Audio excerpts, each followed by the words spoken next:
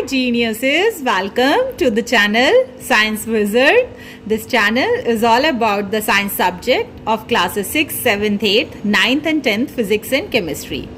And if you're new to my channel, you can subscribe to the channel for more science videos. And if you like the explanation, then please press the like button and you can share it with your friends, family and the classmates. And the chapter which we are going to discuss today is the acid, bases and salt, chapter 7 of class 7. So already I have made 2 videos इस chapter पे. I will give the link in the description box, तो आप जाके check कर सकते हैं उन दोनों वीडियोस को.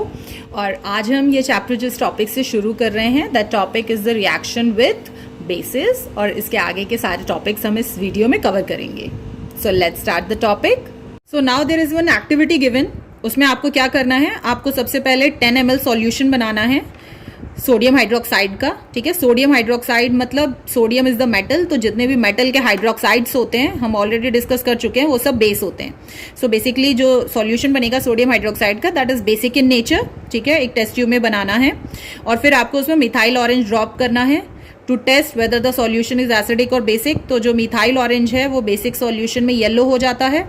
So obviously the sodium hydroxide is the base, and then you have to add the dilute hydrochloric acid in that basic solution of the sodium hydroxide जो कि आपने टेस्ट ट्यूब में प्रिपेयर किया है. और आपको धीरे धीरे करके, क्योंकि वो येलो हो चुका है मिथाइल ऑरेंज डालने से, ठीक है, तो अब आप क्या करेंगे, उसमें धीरे धीरे करके एसिड ड्रॉप करना है आपको. ड्रॉपर से drop by drop you have to add the acid. So आपको ये तब तक करना है एसिड ड्रॉपर से ऐड जब एक स्टेज आएगी जब ये जो येलो कलर था सोडियम हाइड्रोक्साइड का वो चेंज हो जाए इनटू पिंक. और जैसे ही वो पिंक में चेंज हो जाएगा, at that moment you have to stop dropping the acid in that test tube. ठीक है, और फिर उसके बाद आपको उस टेस्ट ट्यूब को होल्ड करके देखना है, टच करके देखना है. तो आप देखेंगे कि जो टेस्ट ट्यूब है वो हीटअप हो गया है, गर्म हो गया है. ठीक है, सो क्यों हो जाता है हीटअप? सो इसका मतलब हमने एक चीज नोटिस की कि इसमें बेस था, पहले हम धीरे धीरे करके एसिड मिला रहे थे. और हमने ऑलरेडी देखा हुआ है कि जब भी एसिड और बेस एक दूसरे के संग कंबाइन करते हैं तो वो एक दूसरे को क्या कर देते हैं, न्यूट्रलाइज कर देते हैं. ठीक है, मतलब वहां पे क्या होता है, न्यूट्रलाइज हो जाते हैं, तो they form the salt. Okay, और इस रिएक्शन में जब भी एसिड और बेस न्यूट्रलाइज करते हैं तो इस रिएक्शन में, न्यूट्रलाइजेशन रिएक्शन में, there is the formation of heat. Heat बाहर निकलती है, इवॉल्व होती है. सो इसका मतलब this reaction is the exothermic reaction, और हीट के फॉर्मेशन के कारण ही आपका टेस्ट ट्यूब यहाँ पे गर्म हो गया है. अब जब ये पिंक सॉल्यूशन बन जाए आपका, उसके बाद आपको क्या करना है, इसको गर्म करना है, हीटअप करना है, और तब तक करना है इसमें से जितना भी लिक्विड है, जो वाटर है, वो सारा निकल जाए बाहर. तो लास्ट में जो रेसिड्यू बचेगा बेसिकली वो होगा सॉल्ट. ठीक है, तो हमने ये कंक्लूड करा कि whenever a base that is sodium hydroxide reacts with a acid that is hydrochloric acid, तो वहां पर सोडियम क्लोराइड सॉल्ट बनता है और वाटर बाहर निकलता है. ठीक है, तो अगर आपसे पूछा जाता है कि how will you prove that कि when acid reacts with base तो they form a salt and water, so you can explain this activity. Finally यहाँ पे जो पोटेशियम हाइड्रोक्साइड है, so that it is also a metal hydroxide, तो ये भी एक बेस है. ठीक है, और सल्फ्यूरिक एसिड तो एसिड है ही, तो जब भी ये रिएक्ट करेंगे तो they form the salt and water. ठीक है, तो पोटेशियम सल्फेट जो है वो सॉल्ट होगा. अब यहाँ पर क्योंकि अभी हमने देखा कि वो टेस्ट ट्यूब गर्म हो जाता है जैसे जैसे हम ऐड करते जाते हैं, तो इसका मतलब कि इस रिएक्शन के दौरान हीट भी बाहर आती है. तो जब भी कोई एसिड बेस के संग रिएक्ट करता है तो सॉल्ट बनता है, वाटर बनता है और हीट बाहर निकलती है. ठीक है, सो ये न्यूट्रलाइजेशन रिएक्शन होता है when acid reacts with base to form a salt and water, and salt and water are produced in the process with the evolution of heat. और ये जो सॉल्ट और वाटर फॉर्म होते हैं, इस वक्त इस प्रोसेस में हीट भी बाहर आती है. ठीक है, and that's why the neutralisation reaction is considered as a exothermic reaction. Okay, एक चीज हमेशा याद रखना कि यहाँ पर कंफ्यूज हो जाते हैं बहुत सारे बच्चे कि सॉल्ट वो वाला सॉल्ट होता है जो हम घर में खाते हैं. ठीक है, सो जो आप घर में कंज्यूम करते हैं that is the sodium chloride salt. और वो कैसे फॉर्म होता है, कौन सा एसिड और कौन सा बेस रिएक्ट करेगा तो सोडियम क्लोराइड फॉर्म हो सकता है. सो यहाँ पर बेसिकली जब HCl कंबाइन करता है NaOH सोडियम हाइड्रोक्साइड के संग, तो यहाँ पे NaCl और H2 फॉर्म होता है, and this is your common salt. ठीक है। तो जब हाइड्रोक्लोरिक एसिड सोडियम हाइड्रोक्साइड के संग कंबाइन करता है तो it forms the common salt NaCl and there is a release of water plus since heat evolve होती है so that's why it is called the exothermic reaction. तो salt सिर्फ sodium chloride ही नहीं होता, बहुत टाइप ऑफ सॉल्ट्स होते हैं, ठीक है, हमने डिस्कस किया था। Few salts are neutral, few are acidic, few are basic, already I have explained you. So salt does not only refer to the sodium chloride. So the next topic is uses of the acids. So hydrochloric, sulfuric, nitric acids जो हैं वो कहाँ पे commonly use होते हैं laboratories और industries में, वो हम discuss करेंगे। So the first one we are going to discuss about is the hydrochloric acid. So generally hydrochloric acid oil industries में use होता है dissolve करने के लिए oil bearing rocks को, ठीक है। तो generally जो आपके sea beds होते हैं वहाँ पे dead organisms होते हैं, all the plants and animals जो कि डेड हो जाते हैं, ठीक है, वो बहुत ज़्यादा डेप्थ में बरीड हो जाते हैं जिसके कारण कि वो इवेंचुअली कन्वर्ट हो जाते हैं पेट्रोलियम में, ठीक है, ऑयल में। तो वो जो होते हैं, वो जो ऑयल होता है वो रॉक्स के अंदर, ठीक है, रहता है। अब वो जो रॉक्स हैं उसके अंदर से ऑयल को रिमूव करने के लिए you have to break those rocks, ठीक है। तो उन रॉक्स को ब्रेक करने के लिए, बेसिकली डिसॉल्व करने के लिए वहाँ पर एसिड्स यूज़ किए जाते हैं ताकि वो जो रॉक्स हैं वो ब्रेक हो जाएं, डिसॉल्व हो जाएं इजीली और वहाँ से ऑयल जो है उसको रिमूव किया जा सके। Next to manufacture the chemical such as glue. Next is purifying the salts, ठीक है। जो सॉल्ट फॉर्म होता है क्योंकि वो इवापोरेशन प्रोसेस से फॉर्म होता है, ठीक है। जो सी का पानी होता है वो एक बहुत बड़े पिट में इकट्ठा करके रख दिया जाता है और जब सारा पानी इवापोरेट हो जाता है तो at last you are going to get the salt, ठीक है। तो in order to purify it, उसमें से सारी इम्प्यूरिटीज रिमूव करने के लिए we use the acids. Next to remove the scales. Scales का मतलब होता है आप कोई भी, अगर आपके पास यूटेंसिल है, ठीक है, आप उसमें कॉन्स्टेंटली वाटर, पानी को गर्म कर रहे हैं, ठीक है, और आप उसको वॉश नहीं करते हैं तो यू विल सी दैट, आपको ये सबको पता है कि जो टैप वाटर होता है that contain many kind of salts, ठीक है। तो वो जो सॉल्ट्स हैं वो उस यूटेंसिल पे जमा होने लगते हैं, डिपॉजिट होने लगते हैं व्हाइट कलर के, that is known as the scaling, ठीक है। तो जो बड़े बड़े बॉयलर्स यूज होते हैं इंडस्ट्रीज में, तो उनमें जब पानी गर्म होता है तो वहाँ पे स्केलिंग हो जाती है, ठीक है। So in order to remove that we have to use the acids for the descaling. Acid जब डालते हैं तो वो सारे सॉल्ट्स जो होते हैं वो डिसॉल्व हो जाते हैं उसमें इजीली और वो स्केल्स रिमूव हो जाते हैं वहां से। Next one is the aqua regia. So aqua regia consist of 3 parts of hydrochloric acid and 1 part of nitric acid. So acids already बहुत स्ट्रॉन्ग है, so why there is a need to mix the 2 acids to form the aqua regia. तो हमेशा याद रखिएगा aqua regia में 3 portion HCl का होता है और 1 पोर्शन होता है nitric acid, that is HNO3, ठीक है। तो जब आप इन दोनों को मिक्स कर देंगे, सपोज आपने 30 ml ये मिक्स करा और 10 ml ये मिक्स करा, तो आपका वहाँ एक्वा रिजिया प्रिपेयर हो गया। अब ऑलरेडी मैं आपको बता चुकी हूँ कि when acid reacts with metal, तो कुछ मेटल्स जो होते हैं वो तो क्या होते हैं, वो बहुत ज़्यादा रिएक्टिव होते हैं, तो वो ईजिली एसिड्स में से हाइड्रोजन को डिस्प्लेस करके और सॉल्ट बना देते हैं और हाइड्रोजन गैस रिलीज हो जाती है। बट कुछ मेटल्स ऐसे होते हैं they are very less reactive, ठीक है, वो जल्दी से रिएक्ट ही नहीं करते, जैसे कि गोल्ड है, सिल्वर है, प्लैटिनम है। तो इन मेटल्स को डिसॉल्व करने के लिए बेसिकली, क्योंकि ये नोबल मेटल्स हैं, they don't react with any acid, तो यहाँ पे एसिड के कंसंट्रेशन के, एसिड के पावर को बढ़ाने के लिए we have to prepare the aqua regia, ठीक है। तो ये बहुत एक स्ट्रॉन्ग एसिड फॉर्म हो जाता है जो कि गोल्ड और प्लैटिनम को इजीली डिसॉल्व कर सकता है। सो क्योंकि ये लीस्ट रिएक्टिव मेटल हैं तो इनको रिएक्ट करवाने के लिए एक्वा रिजिया प्रिपेयर किया जाता है। Next one is the sulphuric acid. So आपने सबने पढ़ा है फर्टिलाइजर्स यूज़ किए जाते हैं, ठीक है, क्रॉप प्रोडक्शन में, सो वो सल्फ्यूरिक एसिड से प्रिपेयर होते हैं। फिर ऑटोमोबाइल इंडस्ट्रीज में जो बैटरीज होती हैं ऑटोमोबाइल्स, उनमें एसिड्स यूज़ किए जाते हैं डिटर्जेंट फॉर्मेशन के लिए, ड्रग फॉर्मेशन के लिए एंड सो मैनी, ठीक है। फिर नाइट्रिक एसिड की अगर बात करें तो इसमें अभी मैंने बताया एक्वा रिजिया प्रिपेयर करने के लिए यूज़ होता है ये। नेक्स्ट ये यूज़ होते हैं to manufacture the fertilizers like ammonium nitrate, ठीक है। फिर एक्सप्लोसिव्स के लिए ये यूज़ किए जाते हैं to form the explosives. Then aqua regia जो अभी आपको मैंने एक्सप्लेन किया। Then to extract some metal from their ores. तो जनरली ऑलरेडी आपको स्ट्रक्चर ऑफ मैटर में बताया जा चुका है कि बहुत सारे एलिमेंट्स जो होते हैं दे आर वेरी रिएक्टिव और वो जल्दी से दूसरे एलिमेंट्स के संग रिएक्ट करके दे फॉर्म अ कंपाउंड और ये वो उसी स्टेट में मिलते हैं आपको नेचर में, ठीक है। तो जनरली जब आप को जैसे लोहा चाहिए, ठीक है, तो जो आयरन है वो नेचर में फ्रीली एग्जिस्ट नहीं कर सकता है, it always exist as iron sulphide, ठीक है, इन फॉर्म में। तो उसमें से जो मेटल है उस ओर में से उसको एक्सट्रैक्ट करने के प्रोसेस को हम एक्सट्रैक्शन कहते हैं, तो वहाँ पे भी नाइट्रिक एसिड यूज होता है। And to purify the precious metals like silver and gold, अभी एक्वा रीजिया जो मैंने आपको एक्सप्लेन किया है, उनको प्यूरिफाई करने के लिए भी सिल्वर और गोल्ड को नाइट्रिक एसिड यूज होता है। So now we are going to discuss the oral questions. So acids are sour. Can you name 2 acids that you can actually eat to enjoy the sour taste? So आप सबको पता है acid सोर होते हैं, और कोई भी 2 एसिड्स के नाम बताने हैं आपको जो कि आपको खाना बहुत पसंद है, ठीक है। तो सबसे पहला लेमन है, उसमें साइट्रिक एसिड होता है, ठीक है, इमली होता है, उसमें टार्ट्रिक एसिड होता है, कर्ड आप खाते हैं उसमें लैक्टिक एसिड होता है। सो you can give any 2 names, पर वो जो नाम है वो हमेशा वीक एसिड्स के होने चाहिए, क्योंकि जो ईटेबल एसिड्स हैं वो वीक एसिड्स ही हैं, ऑर्गेनिक एसिड्स।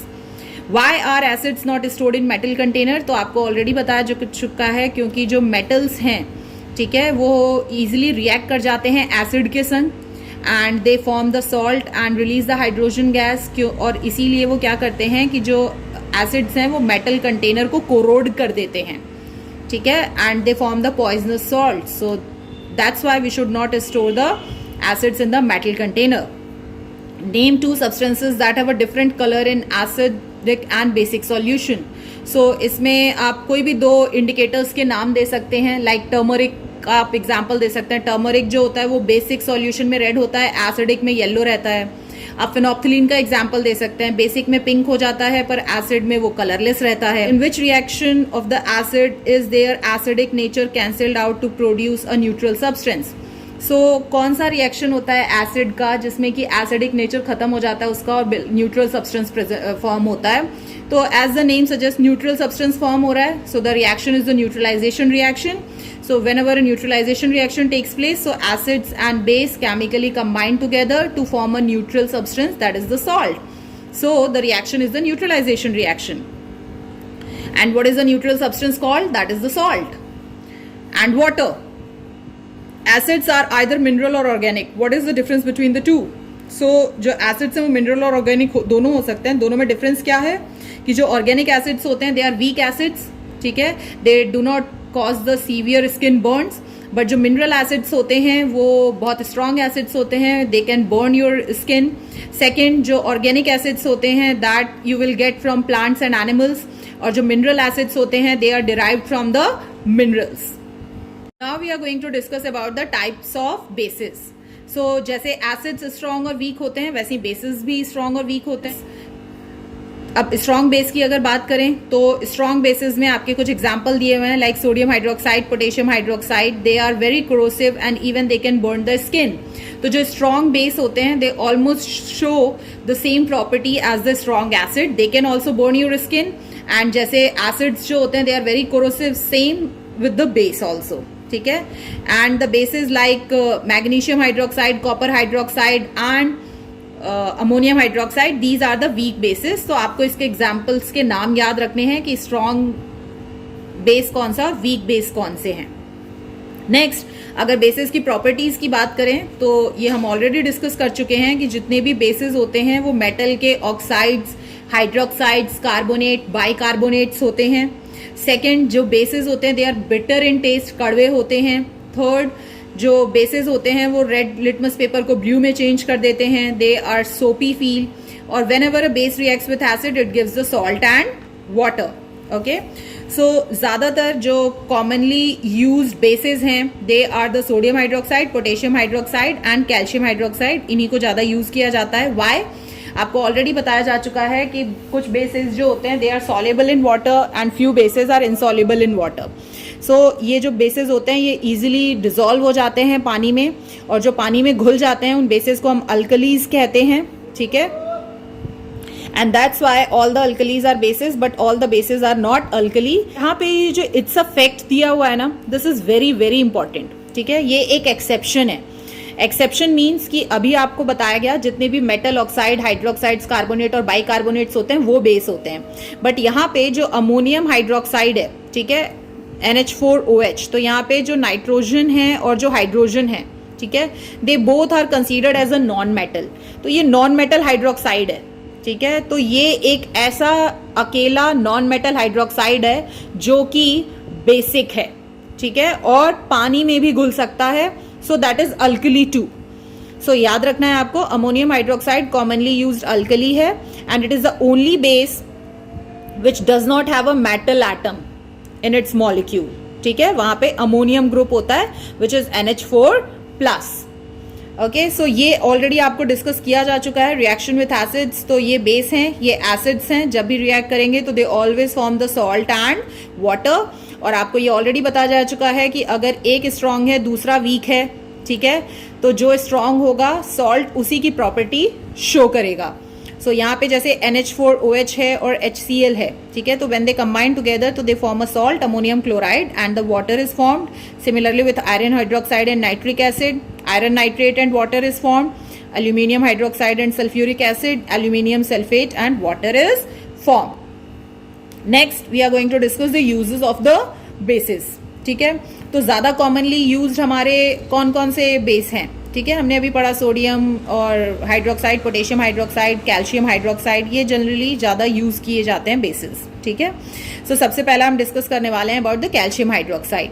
सो ये ऑलरेडी आप देख चुके हैं कि कैल्शियम हाइड्रोक्साइड का कॉमन नेम होता है slag lime.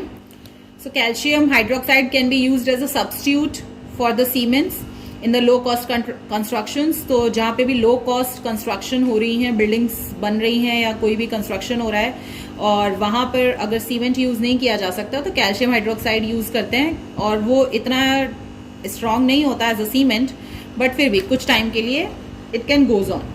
Next is for white washing of the buildings, building की व्हाइट वॉशिंग के लिए यूज होता है। Manufacturing the bleaching powder.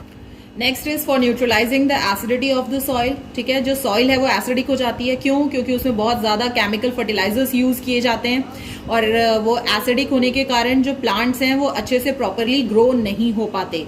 तो इसीलिए बहुत जरूरी है कि टाइम टू टाइम उसको न्यूट्रलाइज किया जा सके। और क्योंकि सॉइल एसिडिक हो गया है और उसको न्यूट्रलाइज करना है, तो ऑब्वियसली यू नो दैट कि एसिड को कौन न्यूट्रलाइज कर सकता है? बेस।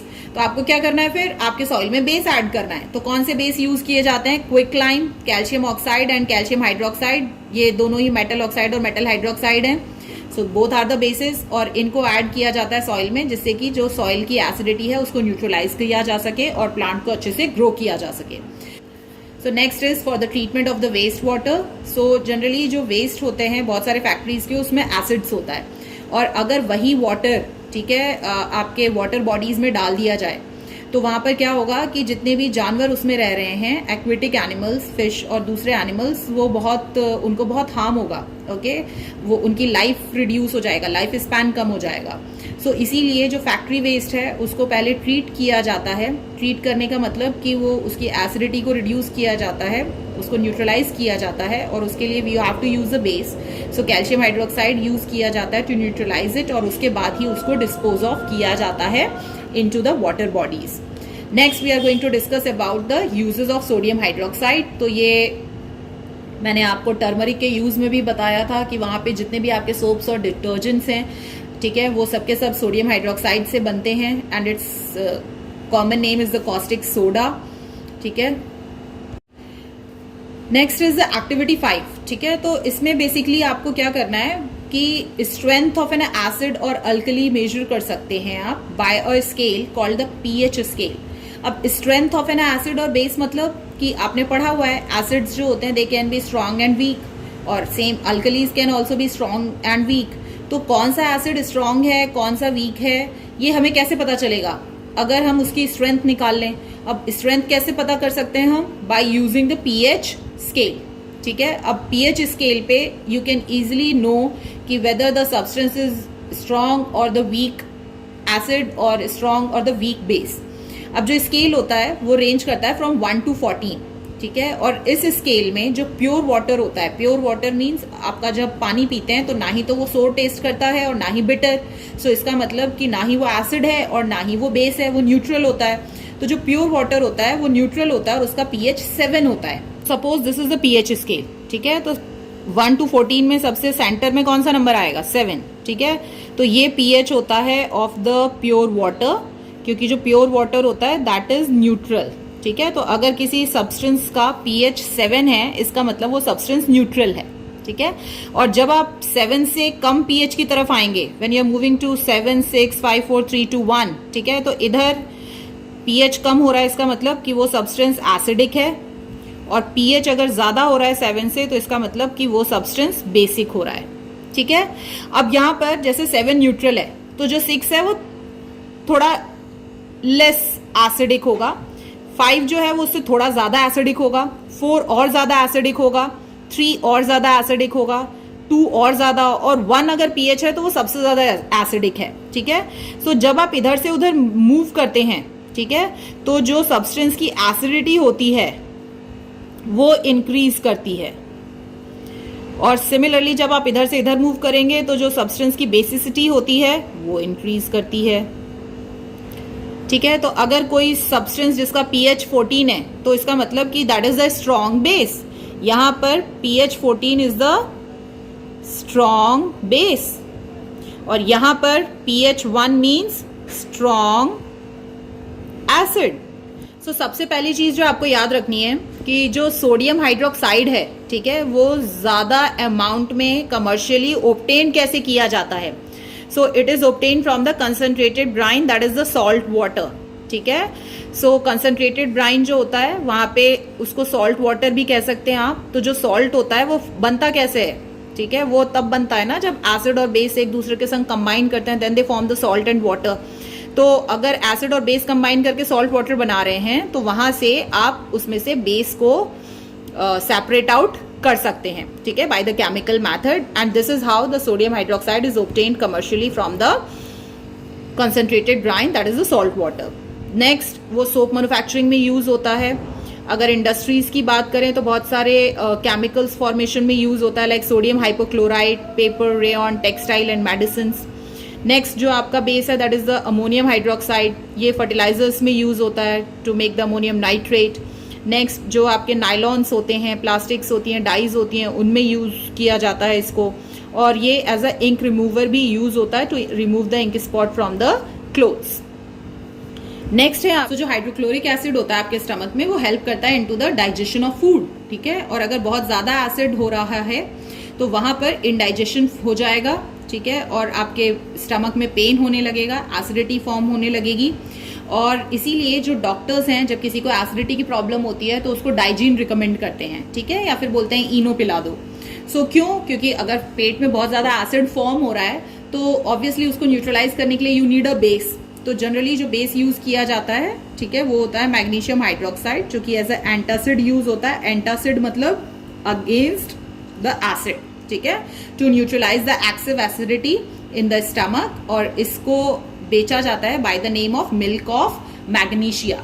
नेक्स्ट अगर देखें तो that is the sodium carbonate, ठीक है, that is used as a washing soda, and sodium hydrogen carbonate as a baking soda. तो ये बेटा यहाँ पर ये जो दिए हुए नाम, these are the chemical name, and washing soda and baking soda are the common names, ठीक है। तो बेकिंग सोडा सबके घर में होता है, ये केक्स और इडलीज बनाने के लिए यूज होता है। तो बेकिंग सोडा जो होता है that is basically use to treat the ant sting. Ant sting का मतलब कि जब आपको मधुमक्खी काट जाती है, ठीक है, तो आपने देखा होगा कि जब वो बी काटती है तो बहुत पेन होता है और जलन मचती है। Why is it so? Because जब वो आपको बाइट करती है तो वो स्टिंग करती है, आपके स्किन में कुछ चुभाती है, इंजेक्ट करती है बेसिकली फॉर्मिक एसिड, ठीक है। और वो जो फॉर्मिक एसिड है वो बहुत ज़्यादा स्ट्रांग नहीं होता, बट फिर भी वो आपकी स्किन को इरिटेट करता है और इसीलिए आपको वहाँ पे जलन मचती है, पेन होता है, that irritates the skin. And in order to neutralize this formic acid you have to use the baking soda. तो आपको क्या करना है, बस उस बेकिंग सोडा को पानी में मिक्स करके थोड़ा सा पेस्ट बना के you have to apply on over that string जहाँ पे उसने काटा है आपको, तो वो फॉर्मिक एसिड को न्यूट्रलाइज कर देगा और आपका वो जो इरिटेशन है, वो जो पेन है, वो धीरे धीरे खत्म हो जाएगा, ठीक है। सो बेकिंग सोडा और calamine solution that is the zinc carbonate, this is also a metal carbonate, so that is also a base. तो ये यूज किया जाता है in order to neutralize the acid and provides the relief. Next is the preparation of salts. Already बताया जा चुका है, जब भी कोई एसिड और बेस एक दूसरे के साथ रिएक्ट करते हैं तो they form a salt. Next is reaction between N acid and a metal. ये भी आपको बताया जा चुका है, ठीक है, कि जब भी कोई मेटल एसिड के संग रिएक्ट करता है, अगर वो ज्यादा रिएक्टिव है हाइड्रोजन से, तो वो क्या करता है, हाइड्रोजन को हटा देता है उसमें से, एसिड में से, और सॉल्ट और हाइड्रोजन गैस रिलीज होती है। Next is the reaction between the vegetable oil and the caustic soda. Caustic soda is the sodium hydroxide, ठीक है, it is the common name. So generally soap कैसे prepare किया जाता है, अब वो पढ़ने वाले हैं आप। तो यहाँ पर आपको क्या करना है, आप कोई भी ऑयल ले सकते हैं जो कि आपके स्किन के लिए अच्छा हो, नॉट द ईटिंग ऑयल, खाने वाला ऑयल नहीं। जैसे कैस्टर ऑयल ले लीजिए, कोकोनट ऑयल ले लीजिए, ठीक है, there are variety of oils which can be used on the skin. Next you have to prepare the sodium hydroxide solution. Sodium hydroxide solution का मतलब क्या है कि जो सोडियम हाइड्रोक्साइड होता है that is in solid state, ठीक है। तो you have to dissolve it in water and you have to prepare the solution of it. Then you have to mix the oil and sodium hydroxide solution and then you have to heat the mixture for 5 to 10 minutes. और जब भी आप उसको heat कर रहे हैं तो you have to stir continuously. तो जब भी ऑयल और सोडियम हाइड्रोक्साइड एक दूसरे के संग कंबाइन करेंगे तो वहां पे सोप और ग्लिसरीन फॉर्म हो जाता है। और उसको सेपरेट करने के लिए सोप को उस मिक्सचर से आपको क्या करना है, वहां पे सॉल्ट ऐड करना है बीकर में, ठीक है। जब आपने उसको गैस से हटा दिया है, अब आप उसको फर्दर हीट नहीं कर रहे हैं, तो उस वक्त आपको you have to add the salt in it और उसको मूव करते रहिए, कंटिन्यूअसली चलाते रहिए, ठीक है। और जब वो ठंडा हो जाएगा अपने आप, तो उसमें से आप देखेंगे कि जो सोप है वो as a precipitate separate out हो जाता है और वो सॉल्यूशन के टॉप में आके डिपॉजिट हो जाता है। Next we are going to discuss is the naming the salts, ठीक है। जो बहुत सारे सॉल्ट्स फॉर्म होते हैं उनको कैसे नेम करते हैं आप। तो पहली चीज याद रखनी है कि जो एसिड होता है ना, उसमें से नॉन मेटालिक पार्ट होता है, ठीक है। एसिड का नॉन मेटालिक पार्ट आता है सॉल्ट फॉर्मेशन में, और जो बेस होता है, ठीक है, वो कंट्रीब्यूट करता है अपना मेटालिक पार्ट। एक ही एक्सेप्शन मैं आपको ऑलरेडी बता चुकी हूं, that is the ammonium salt, ठीक है, क्योंकि जो अमोनियम सॉल्ट है उसमें जो अमोनियम है that is the non metal part, तो ये एक एक्सेप्शन है। इसके अलावा, ठीक है, जितने भी एसिड्स हैं उनका नॉन मेटल वाला पार्ट और बेस का मेटल वाला पार्ट कंबाइन करके सॉल्ट बनाते हैं। जैसे यहाँ पे देखो, ये एसिड है H2SO4, ठीक है। सो इस H2SO4 में this SO4, okay, this is the non metal part. वैसे ही carbonate is the non metal part, Cl is the non metal part, NO3 is the non metal part. अब अगर हम बेस की बात करते हैं तो जैसे NaOH है, ठीक है, तो इसमें ये है मेटल पार्ट। KOH है, so this is the metal part, ठीक है। so CaOH2 है, so Ca is the metal part। so ये वाले जो होते हैं बेस में, ये मेटल पार्ट होते हैं, ठीक है। जब भी कोई सॉल्ट बनता है, तो जैसे हमें बनाना है, suppose we have to form HCl और NaOH, तो यहाँ पे ये एसिड रिएक्ट कर रहा है बेस के संग। तो जब भी एसिड और बेस रिएक्ट करते हैं तो देखो यहाँ पे ये सॉल्ट बन गया ना, और ये वाटर निकला। तो आप देखो इसमें से कौन सा पार्ट आ रहा है, Cl। Cl कौन सा है एसिड का, नॉन मेटल पार्ट, ये रहा Cl। और सॉल्ट बनने के लिए बेस का कौन सा पार्ट आया है, Na, that is metal part. तो ये होता है मेटल पार्ट, पर मेटल पार्ट किसका आएगा, बेस का। और जो एसिड होता है उसका नॉन मेटल पार्ट आता है, वो एसिड का आएगा, तब जाके सॉल्ट फॉर्म हो जाता है। Are the few names of salts given, जैसे Na2SO4, CuSO4, CaCO3, NH4Cl, KNO3। तो अमोनियम मैंने अभी बताया था, this is the exceptional part. Otherwise जितने भी आपके सॉल्ट होते हैं अदर देन अमोनियम, सब में जो बेस होता है उसका मेटल होता है और एसिड का नॉन मेटल पार्ट। तो यहाँ पे देखो मेटल और नॉन मेटालिक पार्ट लिखा हुआ है, तो यहाँ पे Na2SO4 में सोडियम जो है that is the metal part जो कि बेस से आया है, और SO4 is the non metal part जो कि एसिड से आया है। So the name is sodium sulphate. तो लाइक दिस बाकियों के नाम भी आप इजिली फॉर्म कर सकते हैं। तो this is how we have to name the salt. Next is the properties of the salt. तो जो सॉल्ट्स होते हैं वो जनरली सॉलिड्स स्टेट में एग्जिस्ट करते हैं और उनका हाई मेल्टिंग और बॉइलिंग पॉइंट होता है, ठीक है। और जितने भी सॉल्ट्स होते हैं they are all soluble in water and the last thing is that the salt solution in water are good conductor of electricity. So आप सबने ये कहीं ना कहीं सुना होगा कि जब भी कोई बिजली वाली आग लगती है तो उस पर कभी भी पानी नहीं फेंकना चाहिए. वाई? बिकॉज जो आपका वाटर होता है इट हैज़ द सॉल्ट्स, ठीक है, और जो सॉल्ट होता है दैट कंडक्ट्स द इलेक्ट्रिसिटी. सो होता क्या है बेसिकली कि मैंने आपको पहले भी बताया था किसी भी इलेक्ट्रिसिटी को कंडक्ट करने के लिए you need the charge particles, ठीक है. सो यहाँ पे क्या होता है कि वाटर जो होता है वो सॉल्ट को आयंस में ब्रेक डाउन कर देता है, ठीक है, and due to the presence of the charge particles those ions जो सॉल्ट वाटर है it can conduct the electricity. So now we are going to discuss the oral questions. So all the acids contain hydrogen. What happen if you replace this hydrogen with a metal? So her acid में hydrogen होता है, तो अगर उस acid के hydrogen को metal से replace कर दें तो क्या होगा? आपने पढ़ी हुई है रिएक्शन. कहाँ पर जो हाइड्रोजन है वो मेटल से रिप्लेस होता है? जहाँ पर सॉल्ट फॉर्म होता है. जस्ट लाइक जैसे Zn है, this is the metal and this is H2SO4 is the acid, ठीक है. तो यहाँ पे क्या हो रहा है इस रिएक्शन में? इस रिएक्शन में यहाँ पे जिंक जो है वो हाइड्रोजन को रिप्लेस कर रहा है. तो देखो ZnSO4 बना और हाइड्रोजन गैस रिलीज हुई. तो जब भी कोई जिस रिएक्शन में जिसमें मेटल रिप्लेस करता है हाइड्रोजन को तो वहां पे सॉल्ट फॉर्म होता है और हाइड्रोजन गैस रिलीज होती है. Which compound are formed when acid reacts with base? तो यहाँ पे सॉल्ट एंड वाटर फॉर्म होता है and the reaction is the neutralisation reaction.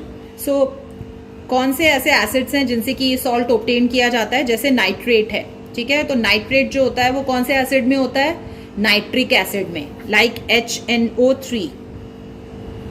इसमें से जो NO3 होता है ना, दिस इज द नाइट्रेट.